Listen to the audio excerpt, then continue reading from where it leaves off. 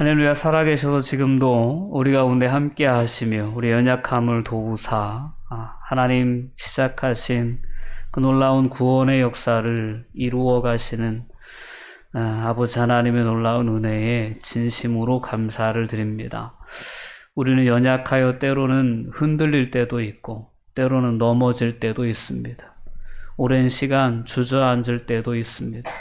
그러나 하나님께서 우리를 사랑하시고 다시금 불러주시고 다시금 이렇게 세워주셔서 믿음으로 살아갈 수 있는 새로운 도전의 은혜를 허락하여 주심을 진심으로 감사드립니다. 오늘 다시금 우리가 예배의 자리에 서서 우리가 어떤 존재인지, 어떤 사랑을 덧입었는지, 어떤 은혜를 받고 우리가 하나님의 자녀가 되었는지를 돌아볼 수 있게 하여 주시옵소서. 그리하여 하나님의 은혜가 다시금 우리 마음 가운데 깊이 깨달아지게 해 주시고 그 은혜로 인하여 다시금 우리의 마음 가운데 하나님을 향한 감격과 감사와 찬양이 온전히 회복될 수 있도록 역사하여 주시옵소서. 그리스도인의 능력은 찬송에 있습니다. 하나님의 은혜를 늘 삶 속에서 높여드리며 의지하는 그러한 삶이야말로 진정한 그리스도인의 능력인 줄 믿습니다. 그 능력을 회복해 나갈 수 있도록 저희들을 붙잡아 주시옵소서. 이 시간도 이 예배 가운데 함께 하시는 하나님이심을 또한 믿습니다. 우리의 겉모습뿐만 아니라 우리의 마음 중심까지 살피시는 하나님 앞에서 우리가 진정으로 예배자로 설 수 있도록 주님 붙잡아 주시옵소서. 우리의 삶에 아직도 고집 부리는 우리의 내면의 모습들, 우리의 삶을 온전히 주님께 내려놓지 못하는 모습들까지도 하나님 살펴주셔서 깨우쳐 주시고 진실된 회개와 참회로 하나님 앞에 내려놓는 은혜로 이어질 수 있도록 하나님 역사하여 주시옵소서. 너무나도 더운 여름철입니다. 또한 여전히 우리는 질병의 위협 가운데 있습니다. 하나님 저희를 긍휼히 여겨주시고 이러한 때일수록 더욱 하나님의 능력 위에 저희들 설 수 있도록 붙잡아 주시옵소서. 감사드리며 예수님의 이름으로 기도하옵나이다. 아멘. 성경 말씀 에베소서 1장 7절에서 14절까지 말씀 보시겠습니다. 네, 천천히 합독합니다. 우리는 그리스도 안에서 그의 은혜의 풍성함을 따라 그의 피로 속량 곧 죄사함을 받았느니라. 이는 그가 모든 지혜와 총명을 우리에게 넘치게 하사 그 뜻의 비밀을 우리에게 알리신 것이요 그의 기뻐하심을 따라 그리스도 안에서 때가 찬 경륜을 위하여 예정하신 것이니 하늘에 있는 것이나 땅에 있는 것이 다 그리스도 안에서 통일되게 하려 하심이라. 모든 일을 그의 뜻에 결정대로 일하시는 이의 계획을 따라 우리가 예정을 입어 그 안에서 기업이 되었으니 이는 우리가 그리스도 안에서 전부터 바라던 그의 영광의 찬송이 되게 하려 하심이라. 그 안에서 너희도 진리의 말씀 곧 너희의 구원의 복음을 듣고 그 안에서 또한 믿어 약속의 성령으로 인치심을 받았으니 이는 우리 기업의 보증이 되사 그 얻으신 것을 속량하시고 그의 영광을 찬송하게 하려 하심이라. 아멘. 자, 하늘에 속한 신령한 복을 우리에게 주셨기에 바울 사도는 찬송하리로다 라고 선포하며 에베소서 1장의 말씀을 여셨습니다. 지난주에 우리가 하나님의 택하심에 대한 첫 번째 신령한 복에 대한 은혜를 함께 나눴습니다. 우리가 하나님을 택한 것이 아니고 하나님께서 우리를 택해서 하나님의 자녀로 삼아 주셨다는 사실을 늘 우리가 기억하면서 그 사실로 인하여 찬송으로 우리가 하나님 앞에 설 수 있기를 바랍니다. 찬송은 정말 우리 신앙인의 가장 훌륭한 능력입니다. 찬송을 할 때 우리는 힘이 나고, 찬송을 할 때 우리는 새로운 마음을 품게 됩니다. 찬송을 할 때 우리는 또한 감사의 마음을 품을 수 있게 됩니다. 찬송 가운데에는 하나님의 은혜에 대한 고백, 그리고 하나님에 대한 의지의 고백이 담겨 있게 됩니다.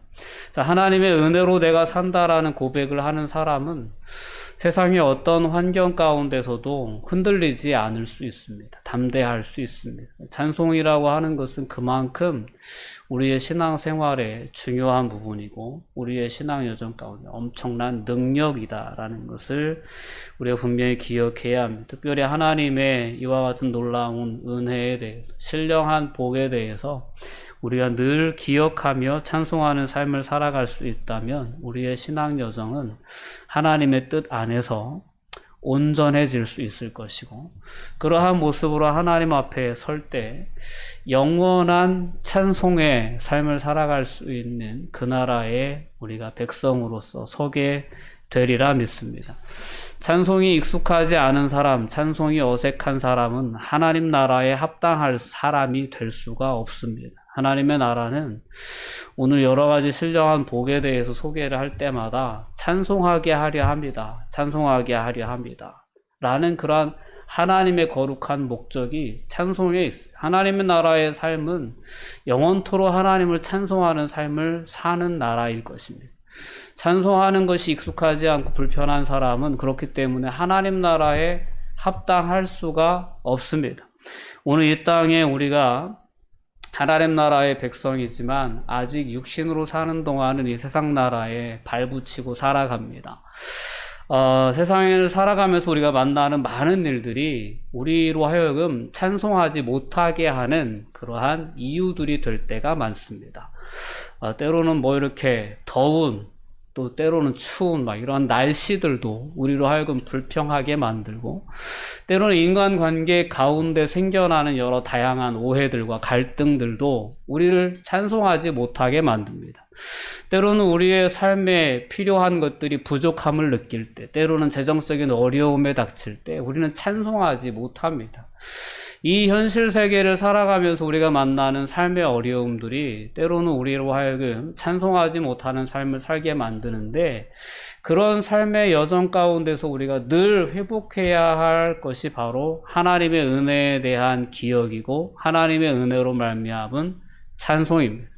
이 찬송이 회복되면 우리로 하여금 찬송하지 못하게 만드는 모든 세상적인 요인들은 순간 아무것도 아닌 것처럼 눈 녹듯이 다 해결되어지는 놀라운 은혜가 임하게 되는 것입니다. 오늘 그 은혜를 우리가 다시 한번 분명히 회복할 수 있기를 바랍니다. 오늘 우리가 함께 나눌 주제는 두 번째, 구속에 대한 주제입니다. 오늘 7절 말씀은 우리는 예수 그리스도 안에서 그의 은혜의 풍성함을 따라 그의 피로 말미암아 속량 곧 죄사함을 받았느니라 라고 말씀합니다. 하나님께서 우리를 택하여 주셔서 그 은혜의 영광을 찬송하게 해 주셨습니다. 근데 그 은혜의 영광을 찬송하는 그 은혜가 예수 그리스도 안에서 우리에게 주어졌다라는 것을 바울 사도는 우리에게 7절 말씀을 통해 분명히 깨우쳐 줍니다. 우리의 구원은 오직 예수 그리스도 안에서만 이루어집니다. 오직 예수 그리스도 안에서. 이 사실을 우리는 분명히 간과해서는 안 됩니다. 자, 한 길밖에 없어요. 다른 길은 없어요. 아버지께로 올 자가 없는, 나로 말미암지 않고는 아버지께로 올 자가 없느니라라고 분명히 내가 곧 길이요 진리요 생명이다라고 분명히 예수님은 자기 선언, 자기 계시를 해 주셨어요. 구속은 오직 예수 그리스도 안에서 이루어진다라는 것을 우린 분명히 기억해야 합니다. 오늘 그 안에서라는 표현, 그리스도 안에서라는 표현이 계속해서 오늘 본문이 끝날 때까지 지속적으로 나옵니다. 우리가 하나님의 기업이 되게 된 것도 예수 그리스도 안에서 되어진 거예요. 우린 그리스도 밖에서는 그 어떤 것도 어떤 은혜도 누릴 수 없다라는 것을 우린 분명히 기억해야 합니다. 예수 그리스도 안에서 우리는 구속함을 입었다라는 겁니다. 오늘 7절 말씀은 그 구속함이 그의 피로 말미암은 것이다라고 말씀합니다. 피가 의미하는 것은 십자가에서의 예수님의 죽으심을 의미합니다. 피를 흘린다는 것은 죽음을 의미하는 거죠. 어떤 환상적인, 어떤 순간적인 어떤 그러한 죽음이 아니라 피 흘림은 완전하고도 실제적인 죽음을 의미하는 것입니다. 피 흘림이 없다면 사함도 없기 때문에 예수님께서 친히 자신의 피를 흘리셔서 인류의 구속자가 되어 주셨다라는 것이 우리의 믿음의 고백입니다. 그만큼 한편으로 보면 인간의 타락이라고 하는 것은 예수 그리스도의 희생이 없으면 도저히 그 죄의 문제를 해결할 수 없을 정도로 완전한 타락이었다는 것을 또 상대적으로 깨우쳐 줍니다. 그러니까 예수님의 피로 말미암아 구속받았다는 것은 그만큼 인류 공동체가 완전히 타락하여 그 스스로의 능력으로는 절대적으로 하나님 앞에 이를 수 없는 그러한 존재였다라는 그 존재들을 위해서 예수님은 자신의 피를 흘리심으로 대속적인 죽으심으로 우리를 구속해 주셨다라는 것입니다. 예수의 피로써 인간을 구속하셨다는 것은 또 한편으로 생각해 보면 하나님의 사랑이 얼마나 크신가에 대해서 우리에게 알려주십니다. 그러니까 아들이 처참하게 십자가에서 온갖 모욕을 당하고 조롱을 당하고 채찍질을 당하고 물과 피를 다 쏟으시면서 죽어 나가는 그 모습을 참고 인내하시면서까지 하나님은 그 예수 그리스도의 대속적인 죽음을 통하여 인류를 구속하시기를 원하셨다라는 것입니다. 이것이 하나님의 얼마나 큰 사랑인지를 우리는 그의 피를 통하여 우리가 구속함을 받았다라는 이 한마디 표현 가운데에서 기억할 수 있어야 돼요. 하나님은 우리를 얼마나 사랑하셨는지, 우리를 사랑하시기 위해서 예수 그리스도께서 어떠한 죽으심을 죽으셨는지에 대해서 이 한마디의 이 한 구절의 표현들을 통해서 우리는 분명히 기억해야 합니다.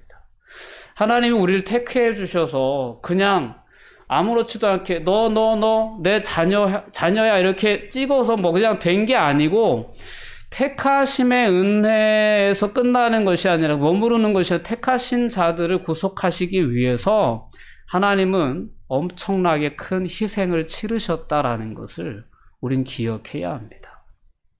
내가 하나님의 자녀가 된 거는, 우리가 그리스도인이 된 거는 이와 같이 예수 그리스도 안에서 그 구속함이 이루어지도록 하나님이 계획하신 하나님의 그 비밀의 계획이 있었고, 그 계획에 예수님은 아주 적극적으로 온전히 순종하여 십자가에서 기꺼이 우리를 위해서 피 흘림의 제사를, 죽으심을 그 길을 걸어가셨기 때문에 우리의 구속은, 우리가 그리스도인이 된 의 놀라운 은혜는 우리에게 이루어진 것이다라는 것을 우리는 분명히 기억해야 합니다. 예수님은 이렇게 우리를 위해서 친히 목숨을 내어 주시면서 우리의 대속자가 되어 주시고 우리를 구원해 주셨습니다. 이렇기 때문에 우리의 구원은 세상에서 그 어떤 것과도 바꿀 수 없는 고귀하고 존귀한 구원의 은혜를 우리가 받았다는 것을 분명히 기억해야 합니다. 그렇기 때문에 많은 그리스도인들은 예수 그리스도를 위해서 목숨을 버리는 일을 주저하지 않았고 아까워하지 않았다는 것을 우리는 선교의 역사 속에서 기억할 수 있습니다. 어떻게 순교하냐? 인간적인 생각이 앞서면 그렇게 얘기할 수 있습니다. 그러나 예수님이 우리를 위해서 하신 것을 온전히 깨닫고 그 은혜에 감격하는 자들은 그렇게 자신들의 목숨을 내어놓는 것을 불안해하고 두려워하지 않고 주저하지 않았다라는 것을 우린 분명히 기억해야 합니다. 자, 이러한 구속의 은혜를 덧입은 자들이, 구속의 은혜를 깨달은 자들이 이 세상에서 당당하게 살아갈 수 있습니다. 하나님이 나를 얼마나 사랑하시는지, 그 아들을 내어주시기까지 사랑하셨다는 이 믿음의 고백이 있는 자들은 이 하나님의 사랑에 확신해서 견고하게 설 수 있습니다. 흔들리지 않을 수 있어요.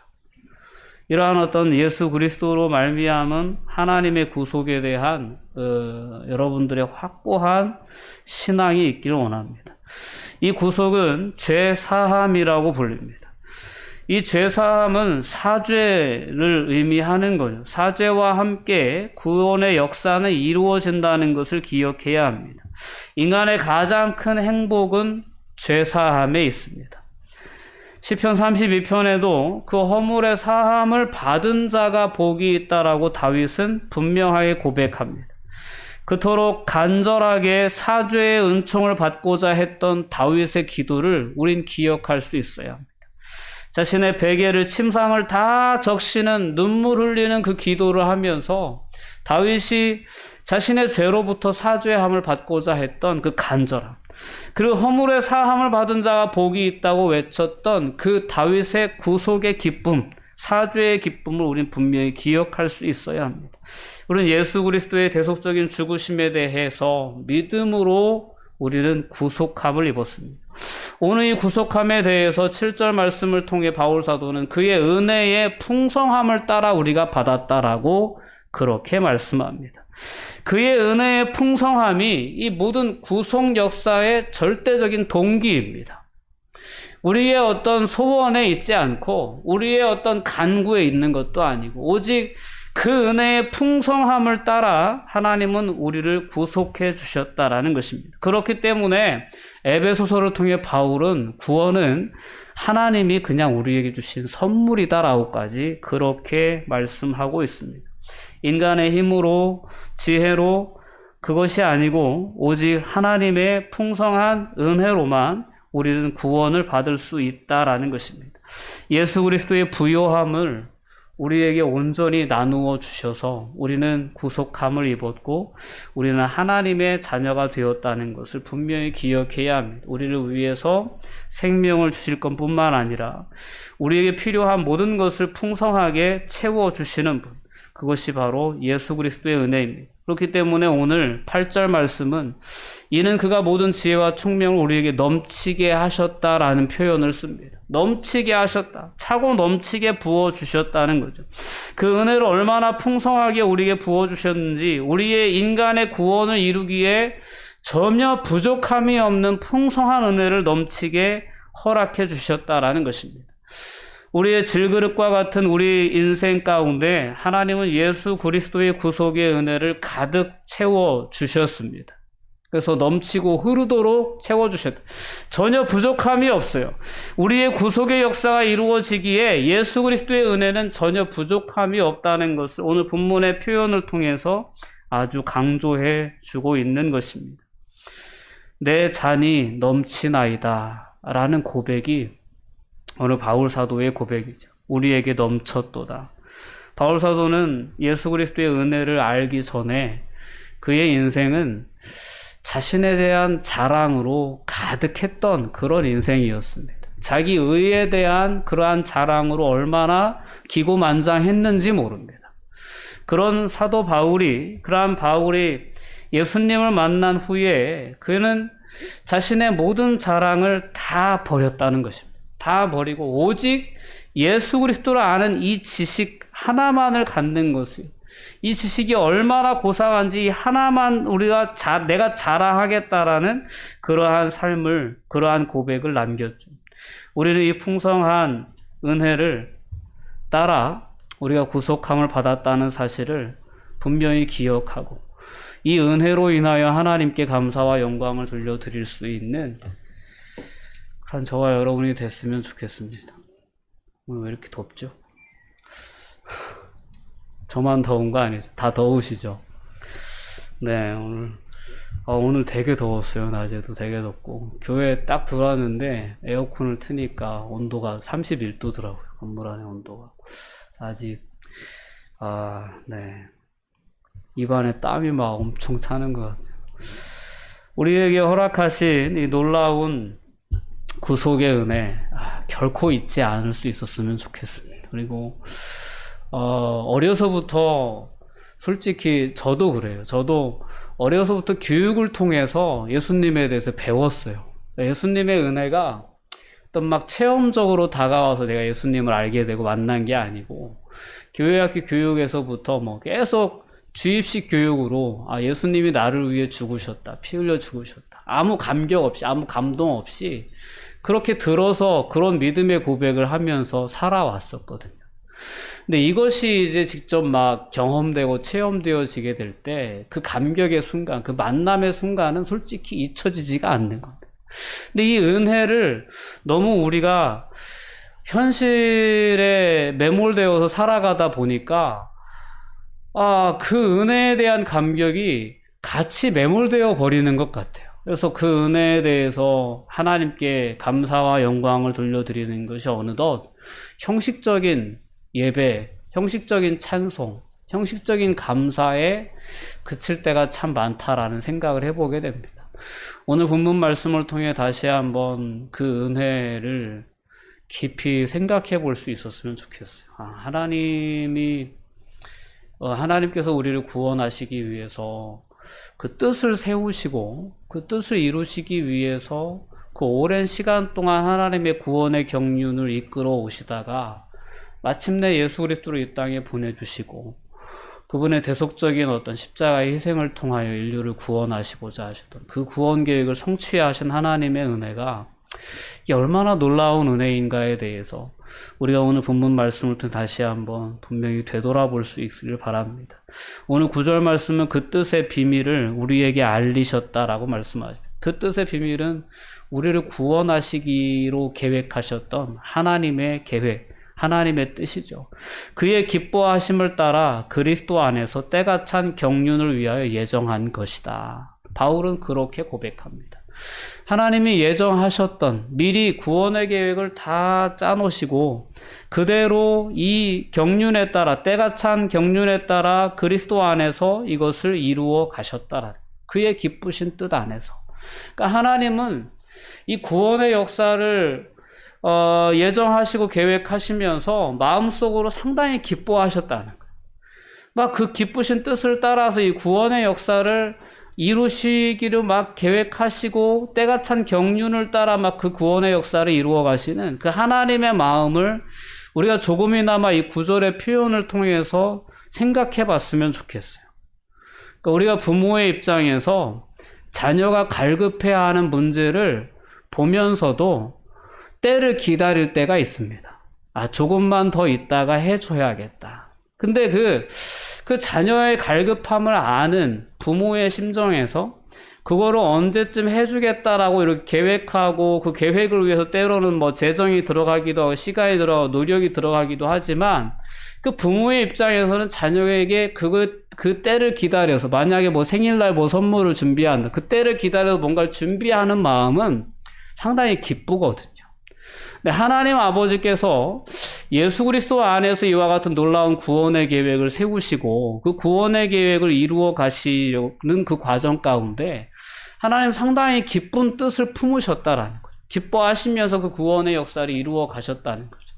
그러나 한편으로 보면 하나님의 입장에서는 엄청난 희생이 있는 건데 정말 기뻐하시면서 그 뜻을 이루셨고 예수 그리스도께서도 기꺼이 그 십자가를 감당하시면서 그 구속의 역사에 순종하셨다는 거죠. 그 역사로 말미암아 저와 여러분들은 하나님의 자녀가 될 수 있었다라는 겁니다. 자, 이 모든 은혜를 우리에게 허락하신 것도 오늘 10절 말씀을 보면 하늘에 있는 것이나 땅에 있는 것이나 다 그리스도 안에서 통일되게 하려 하심이라 라는 하나님의 거룩한 목적이 있었다라는 것을 기억해야 합니다. 이 통일된다라는 표현은 그런 표현이에요. 그러니까 질서가 잡히는 거죠. 그러니까 머리가 회복된다라는 그런 의미가 있어요. 주권이 회복된다라는 의미입니다. 처음 창조 세계를 우리가 생각해 보면 하나님의 창조의 주권이 온전히 인정되는 곳이 피조 세계였어요. 근데 이것이 인간의 어떤 교만으로, 인간이 하나님과 같아지려고 하는 그 교만으로 깨어지게 된 거죠. 근데 예수 그리스도 안에서 다시 만물이 통일되게 하려 하셨던 그 하나님의 구원의 계획 중에 한 부분이 바로 이 부분이었다는 거죠.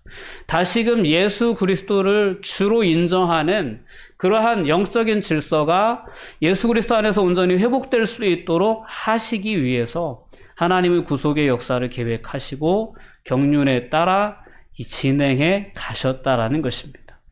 자, 이런 모든 은혜, 모든 하나님의 계획을 우리에게 하나님은 깨닫게 해주셨다라는 거죠. 그의 뜻의 비밀을 우리에게 알려주셨다라는 겁니다. 오늘 그것이 얼마나 우리의 큰 은혜인가를 다시금 분명히 기억할 수 있어야 합니다. 모든 일을 그의 뜻의 결정대로 일하시는 이의 계획을 따라 우리가 예정을 입어 그 안에서 기업이 되었다라고 오늘 말씀은 분명히 우리에게 깨닫게 해줍니다. 아브라함에게 하나님께서 주셨던 약속 중에 하나가 내가 너의 기업이 되어주겠다라는 약속이었어요. 하나님의 백성들에게 있어서 그들이 누릴 수 있는 기업은 하나님입니다. 하나님이 나와 함께 하신다는 것이 우리의 영적인 기업입니다. 그리고 솔직히 세상을 살아가면서 물질적인 측면도 마찬가지예요. 하나님이 나의 기업이시다라는 믿음의 고백을 가지고 살아가는 사람들은 세상을 살아가면서 세상의 어떤 도전에 임할 때도 두려움이 없습니다. 하나님이 나의 기업이신데 사람이 나를 어찌할꼬 라고 하는 그런 담대함이 이런 믿음을 가진 사람들에게는 분명히 있습니다. 여러분, 하나님이 나의 기업이시다라는 그러한 분명한 믿음의 고백을 가지고 살아가실 수 있기를 바랍니다. 아브라함이 소돔과 고모라 땅을 자신의 조카 롯이 선택해서 먼저 좋은 땅을 선택해서 갔을 때 상대적으로 상당히 허탈한 마음이 있었어요. 야, 내가 저 자식 저렇게 안 키웠는데 막 이러면서 상당히 허탈한 마음이 있었는데 그 순간에 하나님이 나타나셔서 아브라함에게 주신 말씀이 내가 너의 기업이다 라는 말씀이었어요. 비록 아브라함이 남아있는 그 땅은 소돔과 고모라의 땅에 비하면 비옥한 땅도 아니었지만 동서남북을 바라보라고 다 아브라함에게 말씀하시면서 내가 너의 기업이 되어줄 거다라고 말씀하셨거든요. 그 말씀에 아브라함은 엄청난 위로를 받은 거예요. 우리가 세상을 살아가면서 예수 그리스도를 믿는다는 것이 무엇이냐? 예수 그리스도 안에서 만물이 모든 피조세계가 다시 한번 주권이 바로 서고 통일되는 그러한 역사를 위해서 하나님이 이런 구속의 역사를 계획하시고 이루셨는데 그 역사 안에서 너무나 놀라운 것은 우리가 하나님의 기업이 되었다라는 겁니다. 즉 예수 그리스도 안에서 그 안에서 기업이 되었다라는 겁니다. 우리가 이미 하나님의 우리의 기업이 되어 주셨다라는 것에 대해서 우리는 분명히 확신을 가지고 이 땅을 살아갈 수 있어야 합니다. 우리는 하나님의 상속자입니다. 상속자 하면 이게 일단은 유산이 생각나잖아요. 근데 유산보다도 더 중요한 것은 하나님의 자녀라는 부분입니다. 그러니까 하나님의 형상, 하나님의 뜻, 하나님의 아름다운 계획, 이러한 모든 것을 우리는 상속받은 것. 우리가 하나님의 기업이라고 할 때 그런 여러 다양한 의미들이 있습니다. 우리는 하나님의 사람이에요. 그래서 하나님의 뜻을 품고 하나님의 나라가 확장되는 일에 우리가 쓰임받을 수 있고 우리가 사용될 수 있고 우리가 더욱더 더 바랄 수 있다면 기쁨으로 그 길을 걸어갈 수 있는 것이 바로 하나님의 기업이 된 그러한 하나님의 후손이 된 우리의 역할이고 그러한 사람들에게 하나님이 또한 우리의 기업이 되어 주시는 줄 믿습니다. 자, 이와 같은 놀라운 구속의 역사 안에 담겨져 있는 하나님의 비밀, 하나님의 계획을 예수 그리스도의 구속의 역사 가운데에서 하나님 우리에게 분명히 계시해 주신 것이고 보여주신 것입니다. 야, 내가 너희를 얼마나 사랑하는지 아냐? 이렇게 사랑한다라고 예수 그리스도를 보내주심과 함께 그를 통해서 그의 죽으심과 그의 희생을 통해서 예수 믿는 모든 사람들에게 하나님이 어떤 구원의 계획을 가져오시는지 어떻게 그 기쁘신 뜻에 따라 그 뜻을 이루어 오셨는지가 쫙 알려지게 된 거죠. 그래서 우리가 그 비밀을 알고 나서 그 하나님의 마음을 알고 나서 하나님의 그 놀라운 구원의 계획을 깨닫고 나서 우리가 할 수 있는 일은 찬송밖에 없어요. 찬송하는 거예요. 오늘 12절 말씀은 분명히 말씀합니다. 이는 우리가 그리스도 안에서 전부터 바라던 그의 영광의 찬송이 되게 하려 하십니다. 하나님은 얼마나 이것을 바래 오셨는지 몰라요. 우리 인생들이 이 땅을 살아가면서 하나님을 창조주로 인정하고 하나님을 생명의 주인으로 인정하고 하나님께서 우리에게 허락해 주신 그 은혜로 인하여 늘 하나님을 찬송하는 삶을 살기를 하나님 얼마나 바라셨는지 몰라요. 그 전부터 그 바라던 하나님의 소원이 예수 그리스도 안에서 성취가 되어지는 거죠. 그래서 그 영광을 찬송할 수 있도록 하게 하시기 위해서 하나님께서 이 모든 구원의 역사를 이루셨다라는 것입니다. 이 역사에 대한 분명한 깨달음 안에서 우리는 하나님을 찬송하는 삶을 살아갈 수 있어야 합니다. 다시금 회복할 수 있어야 합니다. 매일매일 우리의 삶이 찬송으로 시작되어지고 찬송으로 마무리되어질 수 있기를 바랍니다. 때로는 형식적이라고 할지라도 의도적으로 찬송을 하시기 바랍니다. 이건 참 중요한 부분이에요. 우리가 예배 때도 나오면 우리가 찬송을 하잖아요.